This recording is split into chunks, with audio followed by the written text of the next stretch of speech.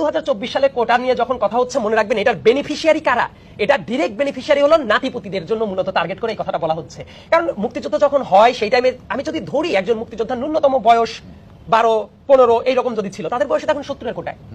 তো তাদের যারা সন্তান তারা কিন্তু অটোমেটিক্যালি নাতিপুতি, এই ব্যাপারটা কিন্তু অনেকে বুঝতে পারছে না। আর নাতিপুতির ব্যাপারটা কেমন, ধরুন একজন মুক্তিযোদ্ধার যদি 4টা সন্তান থাকে বা 3জন সন্তান থাকে, এই প্রত্যেকের ঘরে আরো 2-3 জন করে সন্তান আছে, মানে একজন মুক্তিযোদ্ধার বিপরীতে তাহলে কোটা হয়ে যাচ্ছে 10 থেকে 15 জনের উপরে। এটা তো অন্যদের ক্ষেত্রে বৈষম্য তৈরি করছে। মানে আমার কথাটা হইলো যে তাদেরকে সম্মানিত করা হোক, তাদের যদি কোনো প্রবলেম থাকে সেটা ইউজ করা হোক, কিন্তু এই নাতিপুতিদের কোটা দিতে হবে, 30% কোটা রিজার্ভ রাখতে হবে।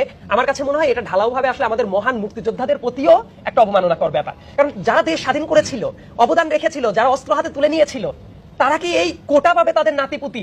এই উদ্দেশ্যে দেশকে স্বাধীন করেছিল। 2024 সালে কোটা নিয়ে যখন কথা হচ্ছে মনে রাখবেন এটার বেনিফিশিয়ারি কারা, এটা ডিরেক্ট বেনিফিশিয়ারি হলো নাতিপুতিদের জন্য মূলত টার্গেট করে এই কথাটা